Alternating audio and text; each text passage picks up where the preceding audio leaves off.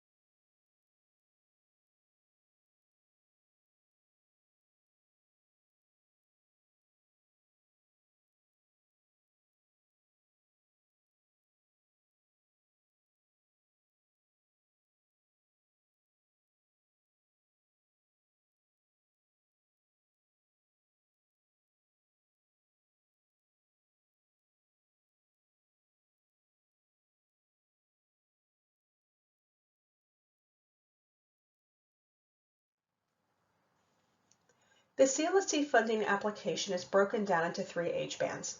1. 15% of grant funds must be used for children from birth through kindergarten entry. 2. 40% of grant funds must be used for K through 5th grade. 3. 40% of funds must be used for grades 6 through 12. In our application, we indicated that Arizona would be awarding up to a total of 25 subgrantees. Given the age band breakdown, this would be 5 awards in the early childhood space, with a maximum award amount of $120,000 per year, for a total of $600,000 per subgrantee over the life of the grant. 10 awards in the K-5 space and 10 awards in grades 6 through 12. Given this breakdown, the amounts would be $160,000 per year for subgrantees in the K-12 space and a total of $800,000 allocated to each subgrantee over the life of the grant. Please note that 5% of the CLSD funds are being used for administrative costs. Administrative costs will be used to provide targeted technical assistance, support, and professional development at a statewide level. It is important to note allocations are locked in and the budget will need to be allocated for the full amount or the funding application will not be approved. As a reminder, this grant is competitive for the first year and a continuation grant for years 2 through 5. This means that subgrantees will not have to submit a new competitive application each year. However, subgrantees will be required to complete budgets, answer narrative questions, and supply requested data annually. This grant does allow for the use of carryover funds. However, it is imperative that subgrantees make every effort possible to obligate and liquidate their entire allocation each year. If it is noted that a subgrantee is struggling to spend their allocation, targeted technical assistance will be provided by the CLSD team. As noted in the previous slide, a number of factors regarding eligibility were considered and assigned a weighted measure. This allowed us to assign scores to all of the programs across the state and then determine a cut score. Those with the minimum agreed upon cut score and higher were determined eligible to apply. This list can be found on our CLSD website under the Application and Resources tab. Please note that the website is listed on the bottom of the slide. We want to take this opportunity to thank and acknowledge our partners and colleagues with the Maricopa Association of Governments, known as MAG, Read On Arizona, and First Things First with supporting the development and curation of the eligibility list. Our partners were instrumental in helping to identify the indicators of need, not only in the grant writing process, but also in supporting translating that vision into reality. MAG worked tirelessly behind the scenes to access and gather the data necessary to identify eligible sites. As you can see, the eligibility list on the slide is broken down as follows. 1. Early childhood, birth through age 5, prior to kindergarten entry. 2. Grades kindergarten through 8th. And 3. Grades 9 through 12. This differs in the age and grade breakdowns required within the CLSD grant application. This list was curated as such due to the variety of school constructs throughout the state. For example, some elementary schools are grades kindergarten through 5th and others are grades kindergarten through 6th. It is important to note the potential overlap between the eligibility list and the CLSD age bands. When completing your grant application within the Grants Management Enterprise System, you will need to select your program or school, as well as the age and grade band you intend to serve and support. Should schools have an overlap in age grade bands, they must designate for which age band they intend to serve and submit only one application. Please note that those schools wishing to apply for the kindergarten through grade 5 age band may choose to use their funds to support language and literacy outcomes for those preschool children who reside directly on their campus. In addition, an educational consortia can apply on behalf of a group of districts, charters, or early childhood programs and represent them as a single subgrantee. However, this would mean that the group of districts, charters, or early childhood programs would agree to not apply to the grant as individuals. An educational consortia is an organization that supports a group of education institutions for the purpose of improved and expanded collaboration to achieve mutually beneficial goals.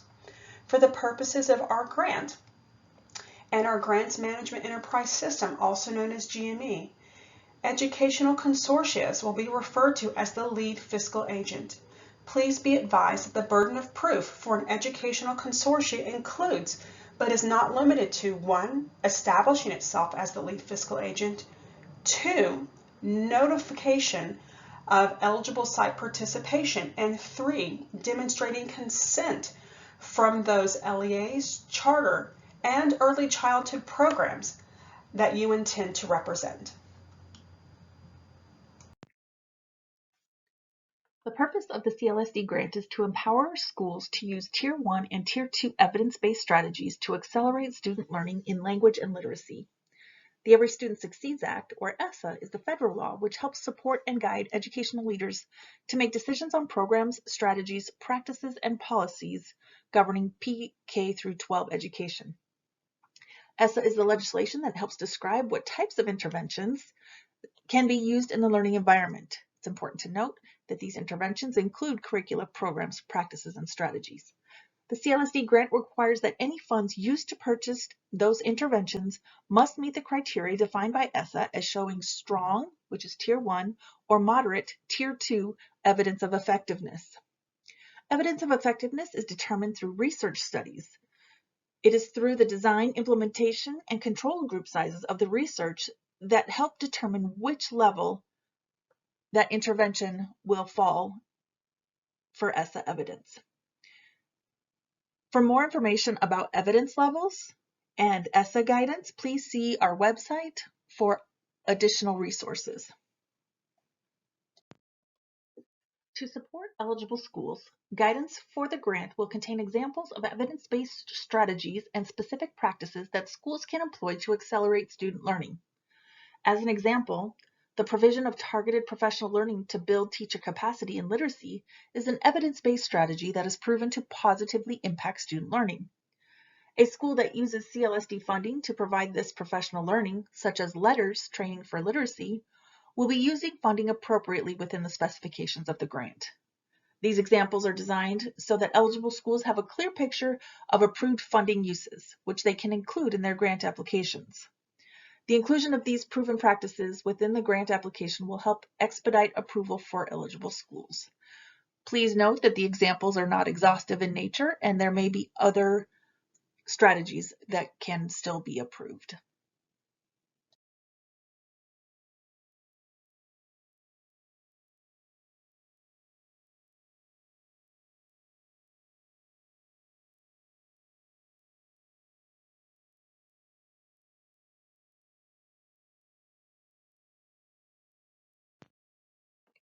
Additional examples of supports for the birth to 5 space are included here.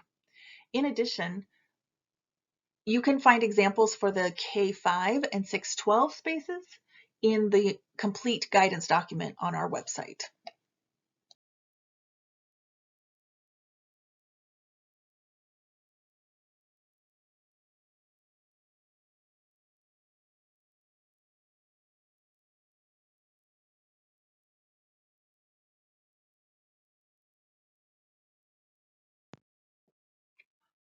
All curricula, programs, practices, and strategies, also known as interventions, used within the CLSD grant must meet the expectations for ESSA at tiers 1 and 2.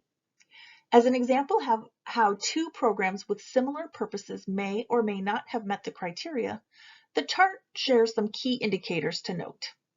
You will notice that one distribution partner, book distribution partner, has a study that shares its impact. It also is that research is at experimental or quasi-experimental. It has a large enough sample size to meet statistical significance, and the sample size is relevant to your student population. Conversely, the alternate book distribution partner does not have a study, or it may have a study that does not meet the qualifications at tier 1 and tier 2 for experimental or quasi-experimental. When looking into the research around whatever intervention you're planning, it is important to note that research should be available to clearly articulate that ESSA expectations have been met. As a note of caution, research reviews, executive summaries, and advertising materials are often provided from vendors and often share the highlights and selected information, which may or may not be the complete picture. Our best advice is to review the original research for the key elements required in a study to make certain criteria is met. Should you have additional questions or concerns or want more information about ESSA or determining ESSA levels, we invite you to review the materials and resources available on the Arizona CLSD website. Each of these links provides more in-depth information about ESSA and related levels and could help provide more insight and information as you're making your selections. In addition to the evidence-based strategies described in the guidance document and on the CLSD website, further evidence-based strategies can be found in 3 key resources: the Comprehensive Literacy State Development Program website, What Works Clearinghouse, and Evidence for ESSA. English language arts strategies found at these resources that meet ESSA evidence level requirements to be evidence-based can also be included in the grant application. As noted in the previous slide, a number of factors regarding eligibility were considered and assigned a weighted measure. This allowed us to assign scores to all of the programs across the state and then determine a cut score. Those with the minimum agreed upon cut score and higher were determined eligible to apply. This list can be found on our CLSD website under the Application and Resources tab. Please note that the website is listed on the bottom of the slide. We want to take this opportunity to thank and acknowledge our partners and colleagues with the Maricopa Association of Governments, known as MAG, Read On Arizona and First Things First was supporting the development and curation of the eligibility list. Our partners were instrumental in helping to identify the indicators of need, not only in the grant writing process, but also in supporting translating that vision into reality. MAG worked tirelessly behind the scenes to access and gather the data necessary to identify eligible sites. As you can see, the eligibility list on the slide is broken down as follows. 1. Early childhood, birth through age 5, prior to kindergarten entry. 2. Grades kindergarten through 8th. And 3. Grades 9 through 12. This differs in the age and grade breakdowns required within the CLSD grant application. This list was curated as such due to the variety of school constructs throughout the state. For example, some elementary schools are grades kindergarten through 5th and others are grades kindergarten through 6th. It is important to note the potential overlap between the eligibility list and the CLSD age bands. When completing your grant application within the Grants Management Enterprise System, you will need to select your program or school, as well as the age and grade band you intend to serve and support. Should schools have an overlap in age grade bands, they must designate for which age band they intend to serve and submit only one application. Please note that those schools wishing to apply for the kindergarten through grade 5 age band may choose to use their funds to support language and literacy outcomes for those preschool children who reside directly on their campus. In addition, an educational consortia can apply on behalf of a group of districts, charters, or early childhood programs and represent them as a single subgrantee. However, this would mean that the group of districts, charters, or early childhood programs would agree to not apply to the grant as individuals. An educational consortia is an organization that supports a group of education institutions for the purpose of improved and expanded collaboration to achieve mutually beneficial goals. For the purposes of our grant and our Grants Management Enterprise System, also known as GME, educational consortia will be referred to as the lead fiscal agent. Please be advised that the burden of proof for an educational consortia includes, but is not limited to, 1. Establishing itself as the lead fiscal agent, 2. Notification of eligible site participation, and 3. Demonstrating consent from those LEAs, charter, and early childhood programs that you intend to represent. ADE has developed and implemented proven professional learning opportunities in the science of reading to build teacher capacity in evidence-based literacy instruction. The CLSD grant opportunity will be used to accelerate and enhance professional development opportunities offered.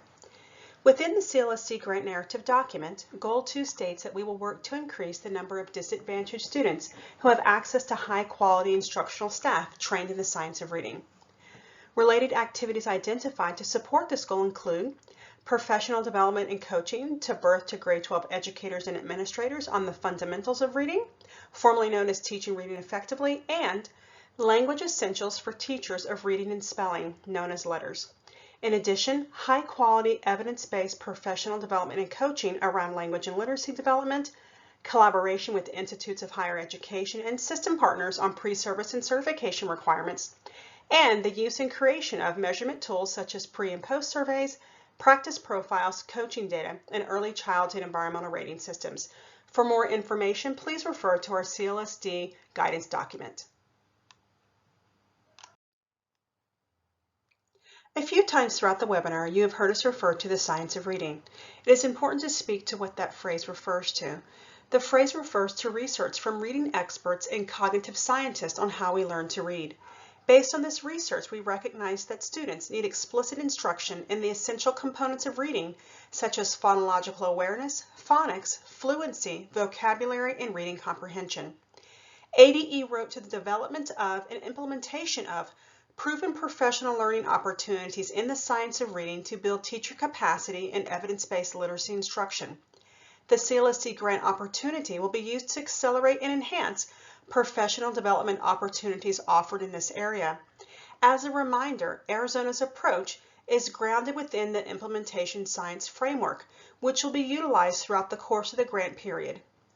Based in research, this approach will provide a guiding framework for early learning providers and schools while simultaneously allowing the autonomy to use program data to evaluate current practices, identify gaps, determine capacity to engage in the intervention, and to develop sustainable strategies specific to their unique needs. Letters and reading fundamentals training are selected menu options relative to the science of reading. Letters training is offered through Voyager Sopris and is nationally recognized as evidence-based professional learning in the science of reading that leads to increased teacher understanding and the best practices for teaching reading and working with struggling readers. For more information regarding letters and/or the reading fundamentals, please reach out to the contacts listed on the screen. As we have discussed, the purpose of the CLSD grant is to improve child literacy skills, instructional staff capacity on the science of reading, and strengthen collaboration to drive efficiency and innovation to not only accelerate language but also literacy outcomes from birth to grade 12 in high-need schools as well as qualified opportunity zones serving Arizona's most disadvantaged students. In the next few slides, we will take some time to review grant elements from a high-level perspective. Allowable expenditures for the CLSD funds must advance strong and moderate evidence-based practices and strategies that promote improved language and literacy outcomes for children and students across the birth to grade 12 continuum. All costs must be necessary, reasonable, and allocable. When thinking about necessary, think to yourself, is the cost a type generally recognized as ordinary and necessary for the operation of the program or the initiative? And when thinking about reasonable, ask yourself, do I really need this? Is it required to meet the requirements of the grant? And if I were asked to defend the purchase, would I be able to do so? And did I pay a fair rate? And with allocable, is the cost allocable to CLSD specifically? Meaning, does the cost benefit the CLSD program and initiative? Some other examples are personnel employed by the program who have responsibilities that are specific to the CLSD grant, contract services when the services is specific to the CLSD grant, supplies and materials that are needed to implement the CLSD grant, teaching strategies gold portfolios in early childhood programs, parent training activities related to the CLSD program. I think at this point you do see a common theme, which is specific to the CLSD grant. Also, professional development, such as for conferences or registration fees specific to CLSD. So this grant does not cover enrollment of children into a program.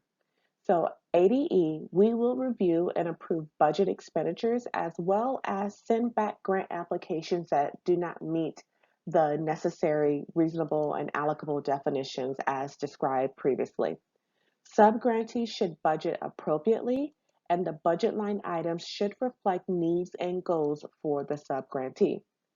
And keep in mind the supplement and not supplant rules. They do apply, meaning federal law prohibits recipients of the CLSD funds from supplanting, that is, replacing state, local, or agency funds with federal funds. This means that existing funds for a project and its activities may not be displaced by federal funds and reallocated for other organizational expenses. So, for example, if a subgrantee is already paying a director's salary with other school funds, it cannot use CLSD funds to pay for a director's salary and use the savings for other purposes. So, since the director was already paid with local sources, it is not a legitimate transfer that positions salary under the funding with the new grant. So year funds must be obligated by September 30th and spent by December 30th of 2021. Applicants will complete an application in the grants management system with an initial project and budget term of April 1st, 2021 through September 30th of 2021. However, obligated funds must be liquidated within 90 days of the project end date. So although year one of the grant is competitive, Years 2 through 5 are continuation, meaning that once you have been awarded in year 1, you do not need to reapply for years 2 through 5. So it is imperative that programs spend their complete allocation each year. Carryover is permitted into year 2 and will need to be accounted for in year 2's budget. In the case for the CLSD grant, ADE refers to a consortium as the lead fiscal agent. The lead fiscal agent assumes all responsibility associated with the grant, such as time and effort, procurement, completion reports, and etc. The lead fiscal agent essentially acts on the role of the LEA, charter school, or early childhood program. Grant funds are awarded directly to the lead fiscal agent and not the LEA, charter, or early childhood program. Two common ways that a lead fiscal agent operates is 1, the lead fiscal agent does everything for its members, or 2, the lead fiscal agent acts as a pass-through agency and assures its group members are following uniform grant guidance, otherwise known as UGG or EGGR. As the pass-through agency, the lead fiscal agent receives the funds and distributes the funds to its recipients. The lead fiscal agent acts on behalf of its members that are eligible to apply to the CLSD grant, meaning the group members enter an agreement with the lead fiscal agent who completes one application on behalf of its group members. In this case, the education institutions, whether it be a group of districts, charters, or early childhood programs, would agree for the lead fiscal agent to represent them as the sub-grantee, as well as agree to not apply to the CLSD grant individually. As a sub-grantee, the funds would be managed by the lead fiscal agent, as well as all agreements and assurances align with the CLSD grant. It is important to note that one award is issued for all members inclusively. For example, a lead fiscal agent who represents 5 individual sites who are awarded under the 0 to 5 or the 0 to K entry age band would receive a total of $120,000 a year over the 5 years, totaling $600,000 for all members inclusively. Therefore, each member would not receive $120,000 each year, but the entire member body would receive $120,000 each year, managed by the lead fiscal agent. Each applicant will be required to complete eligibility and compliance as part of accessing the CLSD funding application to determine eligibility. Eligibility and compliance covers agreeing and understanding that completing the eligibility and compliance form neither concludes completion of the CLSD funding application or award. Also, understanding that a consortium may not submit a duplicate CLSD eligibility and compliance form for a school or site who has the intentions to submit their own CLSD funding application.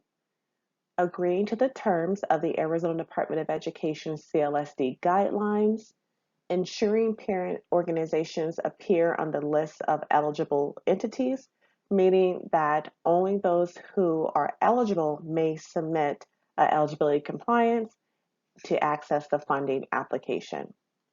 Also, selecting which age band in which you intend to apply to, and as well as entering eligible parent entity contact information. Once you have completed the eligibility and compliance, each applicant will have access to the program narrative questions as part of the funding application. The rubric for the grant narrative questions will be accessible within the grants management system. The questions include indicating the grade levels or age range for early childhood birth to age 5 applicants that will be served by grant funding, also indicating the number of educators or practitioners that are estimated to be impacted by the funding, indicating the number of children and students that are estimated to be impacted by the funding, early childhood applicants specifically, as well as education consortia's fiscal lead agents, will be required to describe your entities, including a description of your need and vision. And LEA specifically will be required to describe your current literacy system, including your core reading programs, intervention programs, intervention structures such as pull-out, walk-to intervention, etc., your literacy staff, and assessments for the selected age band that you are applying to. Also describing your relationship with applicable community partners, school districts, or feeder pipeline schools in support of literacy efforts.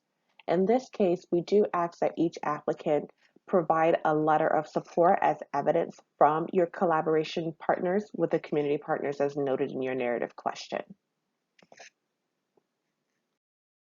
In continuation, question 7 is describing the current area of need for your school program in its literacy system, including providing data to support that this is an area of need, list your tools and resources or sources used to gather the data. 8 has several parts to it and is scored for each section for a total score. For question 8, it requires that you describe each evidence-based strategy in literacy you would support, implement, augment using a CLSD funding. And as a reminder, the strategies identified must meet the strong or moderate ESSA levels as noted previous in this presentation.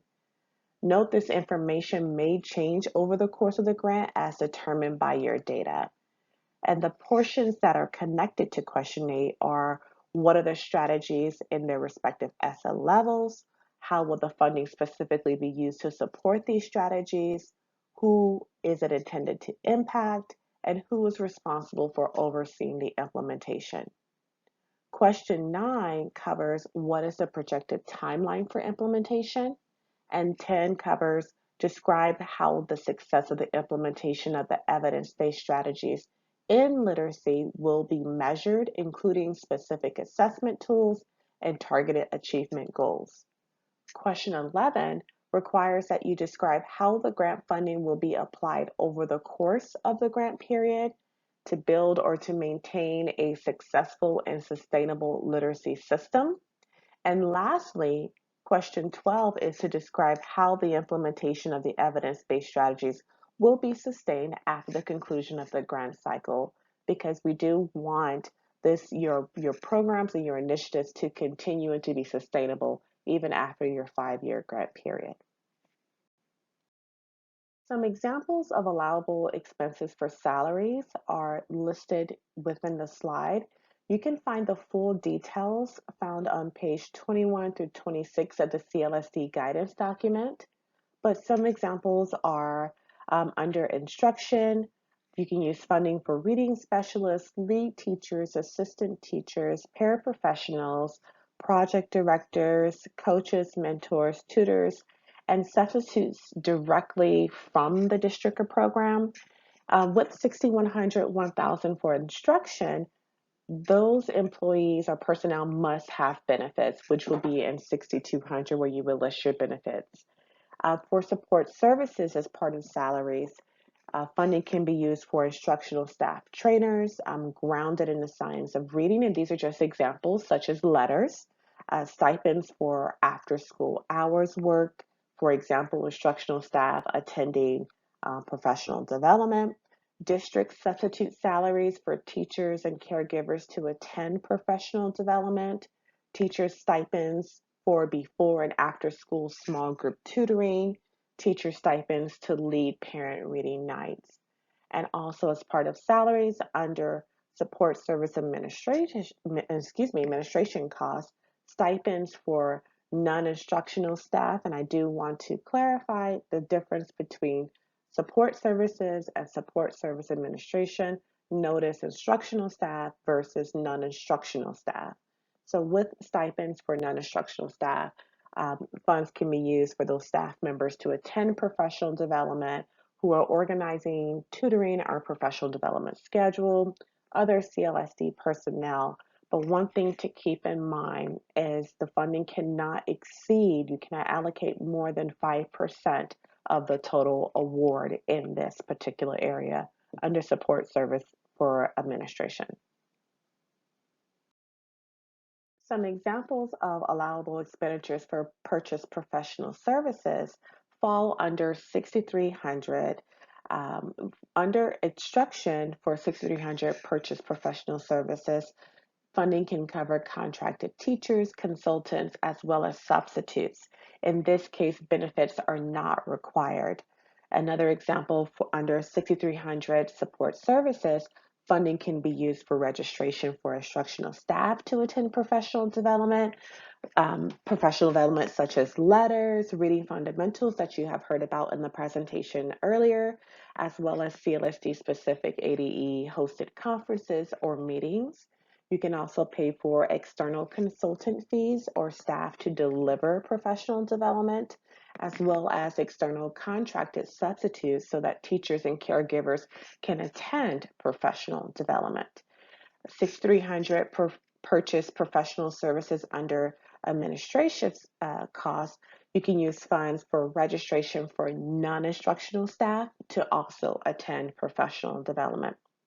In continuation, you have 6500, which is other purchase services.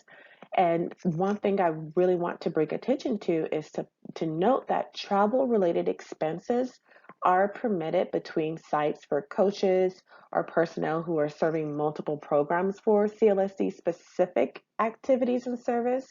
And travel related professional development, such as conferences, are also permitted. However, please note that the burden of proof will be extremely high for travel outside of the state. The last example that I would like to go over for allowable expenses will be supplies, which is 6600. And again, you can find full details of allowable expenditures within the CLSD guidance document located on the CLSD website. Under instruction for 6600 supplies, purchase of evidence-based curriculum inclusive to language and literacy is an example of funds that you can use for this particular area, as well as purchasing of high quality materials, books that have a variety of genres, purposes, manipulatives, etc. For 6600 supplies for support services, you can purchase books for students for at-home use with parents, professional development materials or package for a core reading program, and also supplies for teachers, professional development for on-site, such as chart paper and other materials. But keep in mind that in effort to provide high quality experiences during the fiscal year, all classroom materials, supplies, and contracted services, etc., for the grant must be obligated before September 30th of the fiscal year. The intent is for these items and services to be available and effectively utilized during the fiscal year. So keep in mind the supplement and not supplant rules that do apply. So ask yourself, would you have purchased these materials with existing funds if there were not the CLSD funding stream? Grant funds are always supposed to be used for supplementing and not supplanting. With supplementing, federal funds are used on top of existing funding and not replacing existing funds. So that is replacing state, local, or agency funds for federal funds. Uniform System of Financial Records is a coding system of account for accounting purposes when using federal funds.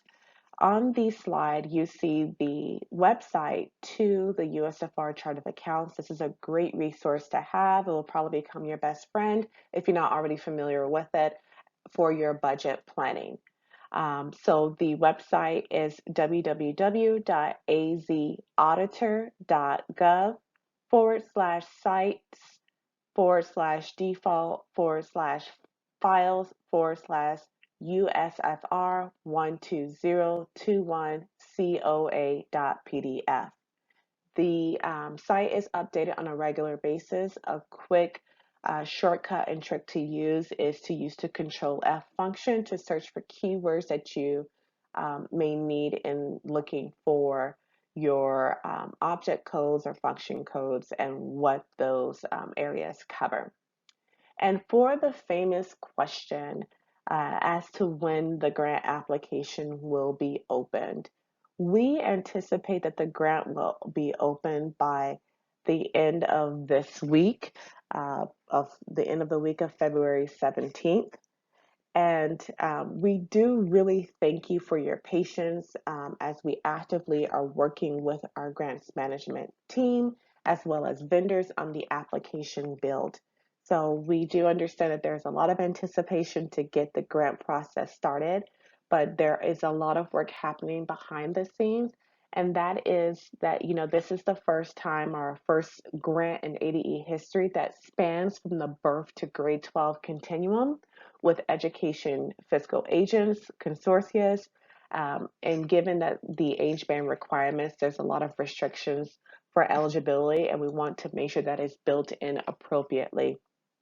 However, currently on the CLSD website, you can access the grant narrative questions now so that you can move forward in your planning and framing your responses. The entire CLSD team thanks each of you for joining and listening to this presentation. All of the information presented today, including the list of eligible schools, can be found on the CLSD page on the Arizona Department of Education website. That link is www.azed.gov/standards-practices/CLSD. We highly recommend that you first take the time to read through the CLSD grant narrative, also the guidance documents, and resources provided within the site before reaching out to the CLSD team, as a lot of the questions that you might have and details that you may need have already been provided. The CLSD email address is clsgrant@azed.gov.